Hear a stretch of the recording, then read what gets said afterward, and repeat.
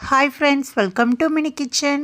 இன்றைக்கி நம்ம என்ன பார்க்க போகிறோன்னா, 1 கப் கொண்டக்கடலையை வச்சு செய்யக்கூடிய ஹெல்த்தி ஃபுட் இட்லி தான் பார்க்க போகிறோம். அதுவும் 10 நிமிஷத்தில் செய்யக்கூடிய இன்ஸ்டன்ட் இட்லி தான் பார்க்க போகிறோம். வாங்க வீடியோக்குள்ளே போய் பார்க்கலாம்.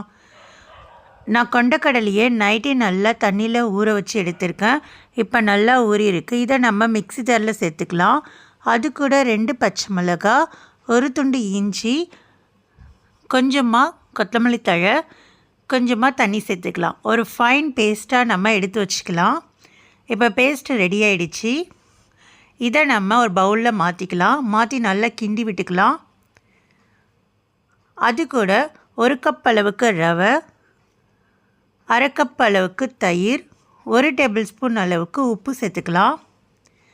கொஞ்சமாக தண்ணி சேர்த்து நல்லா கரைச்சி விட்டுக்கலாம். ஒரு இட்லி மாவு பதத்துக்கு நல்லா கரைச்சி விடணும். இந்த ரெசிபி ஒரு ஹெல்த்தியான ரெசிபி தான். குழந்தைங்க விரும்பி சாப்பிடுவாங்க. டிஃப்ரெண்ட்டாக இருக்கும் சாப்பிடும்போது.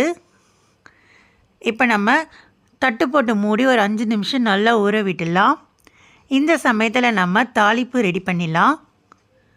குழிக்கரண்டியில் 1 டேபிள் ஸ்பூன் அளவுக்கு எண்ணெய் சேர்த்துக்கலாம். எண்ணெய் நல்லா சூடானோடனே ஜீரகம், கடுகு, கருவேப்பிலை நல்லா பொரிஞ்சோடனே அந்த ஃபைன் பேஸ்ட்டில் ஆட் பண்ணிக்கலாம்.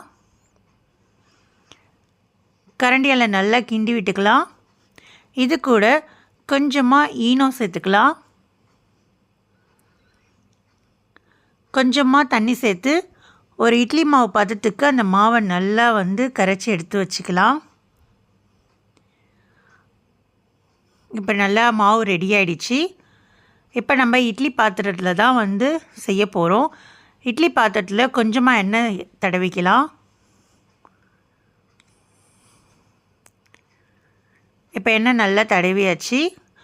கரண்டியில் நல்லா ஒரு குழியிலையுமே நம்ம மாவை சேர்த்துக்கலாம்.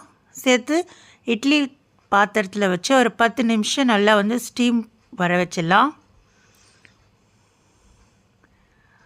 ரெடி ஆகிடுச்சு என்னுடைய இன்ஸ்டன்ட் இட்லி. உங்களுக்கு என்னுடைய ரெசிபி பிடிச்சிருந்தால் லைக் பண்ணுங்கள், ஷேர் பண்ணுங்கள், சப்ஸ்கிரைப் பண்ணுங்கள்.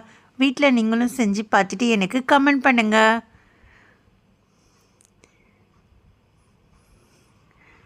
இப்போ இட்லி எல்லாத்தையும் ஊற்றியாச்சு. இதை நம்ம இட்லி பாத்திரத்தில் வச்சிடலாம். இப்போ இட்லி நல்லா வெந்துடுச்சு.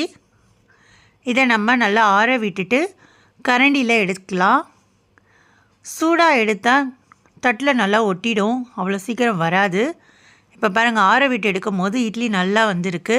நான் பிச்சு காமிக்கிறேன் பாருங்கள். நல்லா வெந்து வந்திருக்கு. அப்படியே சாஃப்டாக இருக்குது.